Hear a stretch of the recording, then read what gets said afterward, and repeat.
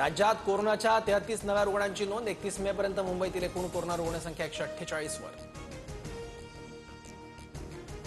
नाशकातील जिंदाल कंपनीतील आग 4 दिवसानंतरही धुमसतीच. आगीची झळ बसल्यानं आजूबाजूची 4 गावं रिकामी करण्यात आली. शाळेच्या पहिल्याच दिवशी मोफत पाठ्यपुस्तकं मिळणार. समग्र शिक्षा अभियानांतर्गत राज्यातील 1,01,00,000 विद्यार्थ्यांना 16 जूनला मोफत पाठ्यपुस्तकं दिली जाणार. उरणमध्ये खोल समुद्रात मासेमारी बंदीचे आदेश. वादळी वारा आणि पावसाच्या पार्श्वभूमीवर 1 जून ते 31 जुलै खोल समुद्रातील मासेमारीवर बंदी. मान्सूनपूर्व पावसामुळे बुलढाण्यात भुईमुगाचं मोठ्या प्रमाणात नुकसान. हातातोंडाशी आलेला घास हिरावून घेतल्यानं शेतकरी हवालदिल.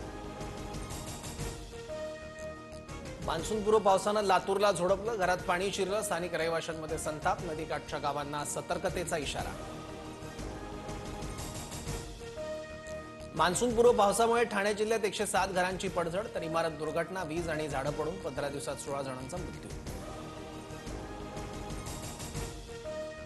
अरबी समुद्रात कमी दाबाचं क्षेत्र तयार. राज्यात पुढील 2 ते 3 दिवस पावसाचा जोर वाढणार. मध्य महाराष्ट्रात मुसळधार ते अतिमुसळधार तर कोकणात अतिवृष्टीचा इशारा.